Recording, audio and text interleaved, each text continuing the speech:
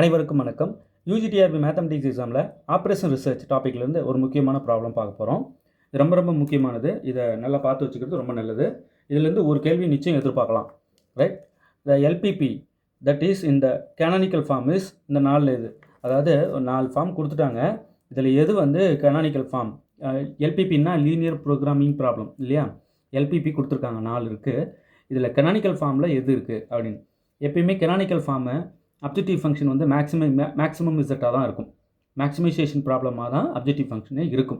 எதுக்கு? கேனானிக்கல் ஃபார்முக்கு. ஆனால் ஸ்டாண்டர்ட் ஃபார்முக்கு மேக்ஸிமைசேஷன் இசட், மினிமைசேஷன் இசட் ரெண்டுமே அலவுடு. பட் இங்கே கேனானிக்கல் ஃபார்ம் தான் கேட்குறாங்க. பாருங்கள், த எல்பிபி தட் இஸ் இந்த கேனானிக்கல் ஃபார்ம் இஸ் இந்த 4 இது. சரிங்க, இப்போ கேனானிக்கல் ஃபார்ம் மேக்ஸிமைசேஷன் அப்ஜெக்டிவ் ஃபங்க்ஷன் தான் அலவுடுன்றதுனால இந்த ஆப்ஷன் சியும் ஆப்ஷன் டியும் நம்ம ரிமூவ் பண்ணிடலாம். ஏன்? இது ரெண்டும் மினிமைசேஷன் இசட் கொடுத்துட்டாங்க. So minimum Z not allowed objective function. பாருங்கள், இதுதான் அப்ஜெக்டிவ் ஃபங்க்ஷன். கீழே இருக்கிற இதுதான் வந்து கன்ஸ்டன்ட்ஸ். ஓகே, இது வந்து நான் நெகட்டிவ் ரெஸ்ட்ரிக்ஷன்ஸ். இந்த x1 x2 வந்து நம்ம நான் நெகட்டிவ் ரெஸ்ட்ரிக்ஷன்ஸ் அப்படின்னு சொல்லுவோம். சரிங்க, அப்போ ஆப்ஷன் சியும் ஆப்ஷன் டியும் எடுத்துட்டேன். ஏன்னா அப்ஜெக்டிவ் ஃபங்க்ஷன் வந்து மினிமம் இசட்டுன்னு கொடுத்துருக்காங்க. ஸோ எனக்கு தெரியும் கனானிக்கல் ஃபார்மில் அப்ஜெக்டிவ் ஃபங்க்ஷன் எப்பயுமே மேக்ஸிமம் இசட்டாக தான் இருக்கணும். அப்போ இது ரெண்டில் தான் ஏதோ ஒன்று. ரைட், அடுத்த கண்டிஷன் போகிறேன். கனானிக்கல் ஃபார்மில் அந்த கன்ஸ்டைன்ட் இருக்குல்ல, அப்ஜெக்டிவ் ஃபங்க்ஷனை தவிர்த்து கூட இருக்கிற சப்ஜெக்ட் டு த கன்ஸ்டைன்ஸ் அது எல்லாமே less than or equal to டைப்பாக தான் இருக்கணும். Greater than or equal to, equal to இதெல்லாம் நாட் அலவுட். ஓகே, அப்போ இது பார்த்தீங்கன்னா ஒரு constraint greater than or equal to வந்துருச்சு. அப்போ இது இல்லை. அடுத்து இங்கே வரேன் பாருங்கள், இந்த கன்ஸ்டைன்ஸ் ரெண்டுமே வந்து பார்த்தீங்கன்னா less than or equal type தான், except non negative restrictions. Non negative restriction தவிர்த்து கன்ஸ்டைன்ஸ் எல்லாமே less than or equal to தான் இருக்கணும். ஓகே, அப்போ மேக்ஸிமைசேஷன் இசட்டாக இருக்குது, கன்ஸ்டைன்ட் லெஸ் தென் ஆர் ஈக்குவல்ட்டாகவும் இருக்குது. நான் நெகட்டிவ் ரெஸ்ட்ரிக்ஷன்ஸ் பார்த்தீங்கன்னாலும் கிரேட்டர் தென் ஆர் ஈக்குவல் 0 தான் இருக்குது. ஆர்ஹெச்எஸ் பாசிட்டிவாக இருக்கணும். கனானிக்கல் ஃபார்மில் வந்து ஆர்ஹெச்எஸ் பாசிட்டிவ் நெகட்டிவ் எது வேணாலும் இருக்கலாம், ஆனால் ஸ்டாண்டர்ட் ஃபார்மில் பாசிட்டிவாக இருக்கணும். பட் இங்கே நமக்கு எப்பயுமே வந்து நெகட்டிவாகவும் இருக்கலாம், பாசிட்டிவாகவும் இருக்கலாம், அந்த மாதிரி அலோட் பண்ணிடுறாங்க நமக்கு வந்து கனானிக்கல் ஃபார்மில். ஸோ இப்போ கனானிக்கல் ஃபார்மில் ஒருவேளை இங்கே நெகட்டிவ் இருந்தாலுமே ஓகே தான் அப்படின்னு சொல்ல வரேன். சரிங்களா? இப்போது கரெக்டான ஆப்ஷன் பார்த்தீங்கன்னா ஆப்ஷன் பி இதான். ஏன்னா அப்ஜெக்டிவ் ஃபங்க்ஷன் மேக்ஸிமைசேஷன் டைப்பாக இருக்குது, கன்ஸ்டைன்ஸும் லெஸ் தென் ஆர் ஈக்குவல் டைப்பில் தான் இருக்குது. இந்த நான் நெகட்டிவ் ரெஸ்ட்ரிக்ஷன்ஸும் greater than or equal 0 non நெகட்டிவாக தான் இருக்குது. ரைட் சைடு என்ட்ரிஸ் ஃபுல்லாக பாசிட்டிவாக தான் இருக்கணும். எதுக்குன்னா ஸ்டாண்டர்ட் ஃபார்முக்கு. பட் கனானிக்கல் ஃபார்முக்கு எப்பயுமே பாசிட்டிவாக இருக்கணும்னு அவசியம் இல்லை, நெகட்டிவும் இங்கே வரலாம். ஓகேங்களா? அது மைண்டில் வச்சுக்கோங்க, அது கூடுதல் தகவலாக தரேன், இங்கே இல்லை.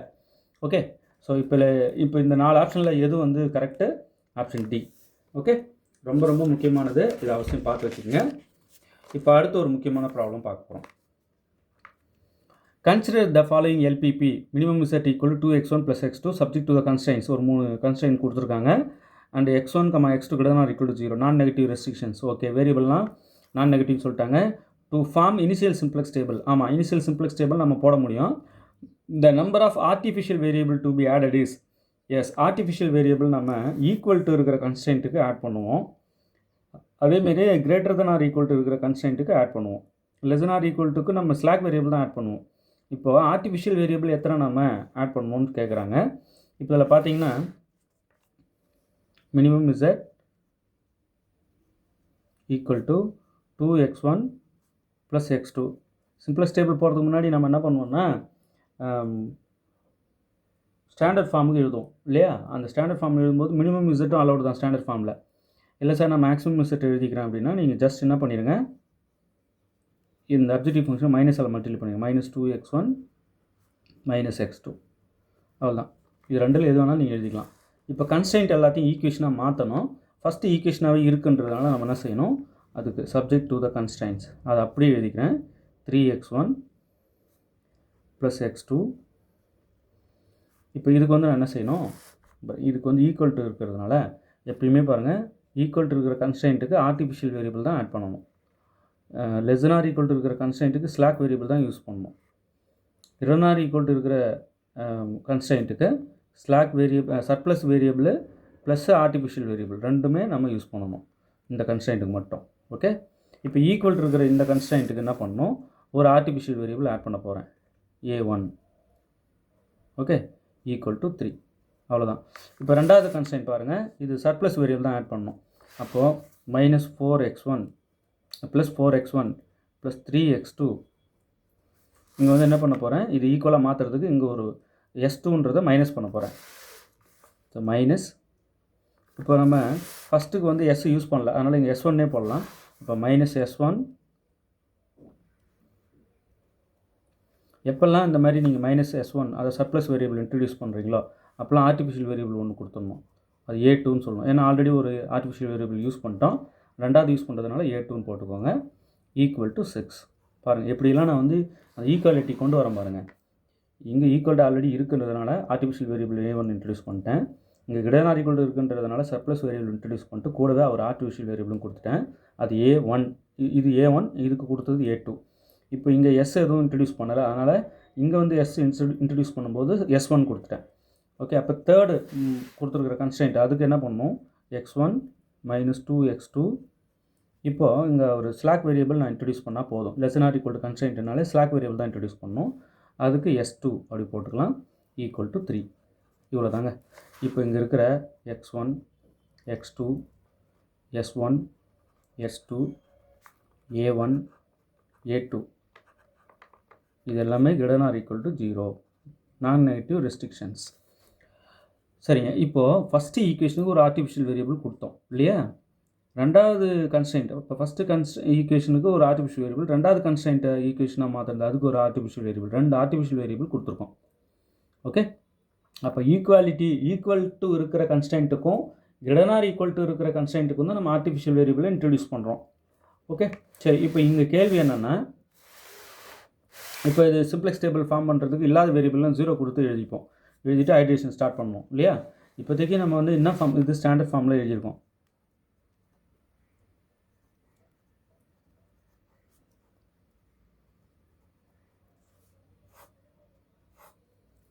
ஓகே, சரிங்க. இப்போ என்ன கேள்வி, to form initial simplex table as the number of artificial variable to added is.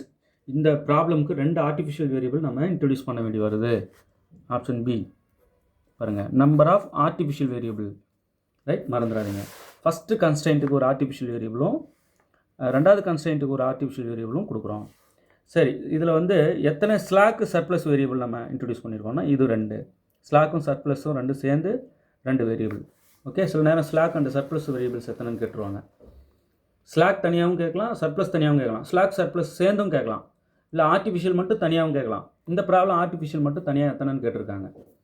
Okay, நல்லா புரிஞ்சிருக்கும்னு நினைக்கிறேன். அடுத்த ப்ராப்ளம் பாருங்கள். இந்த ஃபாலோவிங் எல்பிபி மினிமம் இசட் கொடுத்துருக்காங்க, கன்ஸ்டன்ட்ஸ் கொடுத்துருக்காங்க. The number of artificial variable used to solve LPP by simplex method is. Simplex மெத்தடில் நம்ம சால்வ் பண்ணும்போது என்ன பண்ணுவோம், ஆர்டிஃபிஷியல் வேரியபிள் இருக்கா முதல்ல இதுக்கு நம்ம ஸ்டாண்டர்ட் ஃபார்முக்கு எழுதும்போது அந்த ஈக்குவல் டு கன்ஸ்டன்ட்டுக்கும் கிரேட்டர் ஆர் ஈக்குவல் டு இருக்கிற கன்ஸ்டன்ட்டுக்கும் ஆர்டிஃபிஷியல் வேரியபிள் இன்ட்ரடியூஸ் பண்ணுவோம். லெஸ் ஆர் ஈக்குவல் டு இருக்கிற கன்ஸ்டன்ட்டுக்கு ஸ்லாக் வேரியபிள் இன்ட்ரடியூஸ் பண்ணுவோம். கிரேட்டர் ஆர் ஈக்குவல் டு இருக்கிற ஃபங்க்ஷனுக்கு வந்து ஸ்லாக் வேரியபிள் இன்ட்ரடியூஸ் பண்ண மாட்டோம், சர்ப்ளஸ் வேரியபிள் இன்ட்ரடியூஸ் பண்ணுவோம். சர்ப்ளஸ் வேரியபிள் கூட ஒரு ஆர்டிஃபிஷியல் வேரியபிளும் கொடுத்துடணும். சரிங்களா. ஓகே, இப்போ நான் என்ன பண்ணுறேன், ஸ்டாண்டர்ட் ஃபார்முக்கு இதை மாற்றுறேன். எத்தனை ஆர்டிஃபிஷியல் வேரியபிள் தான் கேட்குறாங்க கேள்வி. அப்படி பார்த்தோன்னே சொல்லிடலாமே சார். இப்போ நமக்கு ஸ்டாண்டர்ட் ஃபார்முக்கு எழுத கற்றுக்குங்க, அது நல்லது.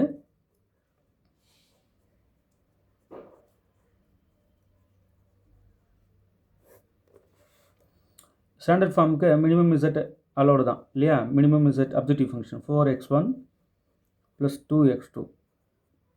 சரிங்க, சப்ஜெக்ட் டு த கன்ஸ்டன்ட்ஸ் எத்தனை, 3 இருக்கா, 3 இருக்குது.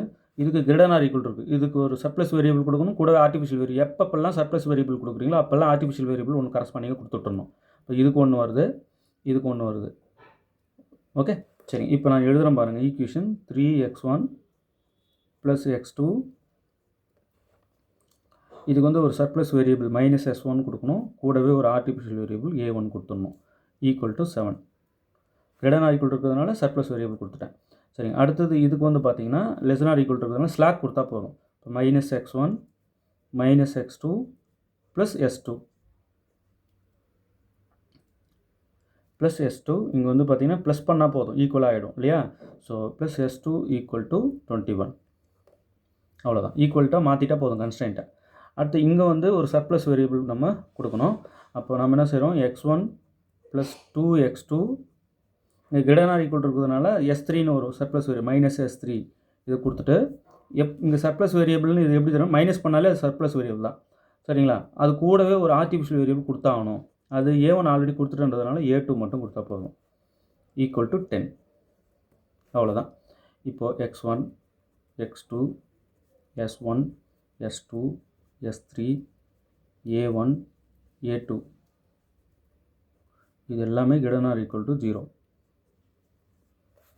ஓகே, இவ்வளோ தாங்க. இப்போது இதை நம்ம பேலன்ஸ் பண்ணி இல்லாத வேரியபிள்களும் 0 போட்டு எழுதுவோம் ஈக்குவேஷனை. அப்போ தானே இனிஷியல் சிம்ப்ளக்ஸ் டேபிளில் போட முடியும். ஓகே, இப்போ என்ன செய்கிறோம், இதில் ஆர்டிஃபிஷியல் வேரியபிள் எத்தனை இன்ட்ரடியூஸ் பண்ணியிருக்கீங்க அப்படின்னு கேட்குறாங்க. இதை யூஸ் பண்ணி தான் நம்ம simplex table, initial simplex table போடுவோம். ரைட், இப்போ இங்கே வந்து ஆர்டிஃபிஷியல் வேரியபிள் இதில் ஒன்று இருக்குது, இதில் ஒன்று இருக்குது. இப்போ 2 தான் இருக்குது. ஸோ 2 ஆர்டிஃபிஷியல் வேரியபிள் நம்ம இன்ட்ரடியூஸ் பண்ணுறோம். Option B. Okay, simple. Equality இருக்கிற கன்ஸ்ட்ரைண்ட்டுக்கும் greater than or equal to இருக்கிற கன்ஸ்ட்ரைண்ட்டுக்கும் நம்ம என்ன பண்ணுவோம்னா ஆர்டிஃபிஷியல் வேரியபிளை இன்ட்ரடியூஸ் பண்ணுவோம். இங்கே அப்படி பார்த்தா 2 இருக்குது, greater than or equal to 2 இருக்குது. அப்போ 2 ஆர்டிஃபிஷியல் வேரியபிள் இன்ட்ரடியூஸ் பண்ணுறோம். ஓகே, நல்லா புரிஞ்சிருக்கும்னு நினைக்கிறேன்.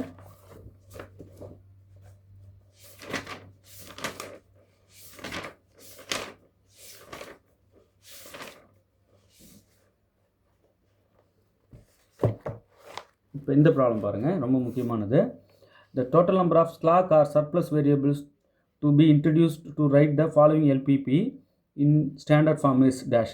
ஸ்டாண்டர்ட் ஃபார்முக்கு மாற்றும்போது ஸ்லாக் ஆர் சர்ப்ளஸ் வேரியபிள்ஸ் இருக்கு இல்லையா, அது எத்தனை அப்படின்னு கேட்குறாங்க. இப்போது ஸ்டாண்டர்ட் ஃபார்முக்கு நம்ம எழுதுகிறோம். ஃபஸ்ட்டு மேக்ஸ் இசட்னு இருக்குது, அது அப்படியே அப்ஜெக்டிவ் ஃபங்க்ஷன் எழுதிக்கிறேன்.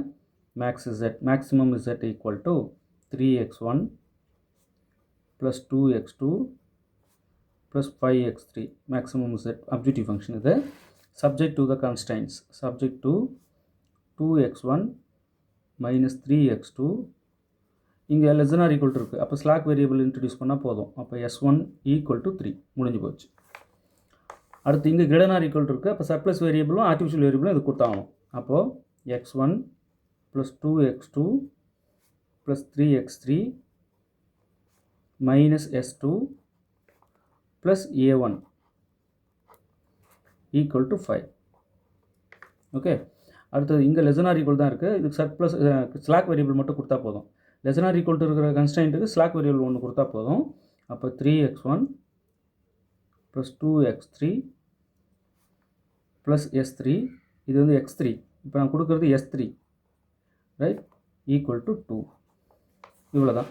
இதில் நம்ம பேலன்ஸ் பண்ணி இல்லாத வேரியபிளும் 0 போட்டு எழுதுவோம் இல்லையா, அது எழுதினா தான் இனிஷியல் சிம்ப்ளக்ஸ் டேபிளில் போட முடியும்.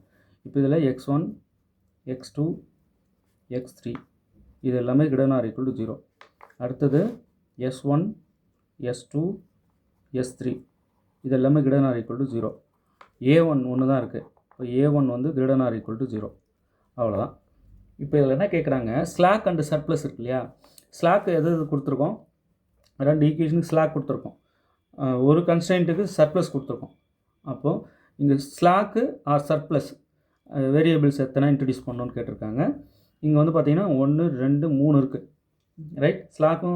ஸ்லாக்கு சர்ப்ளஸ், ஸ்லாக் மட்டும் ஸ்லாக்கு சர்ப்ளஸ் சேர்த்து தான் நம்ம கவுண்ட்டு சொல்லணும், ரைட். 3 இருக்குது. அப்போ பார்த்திங்கன்னா இங்கே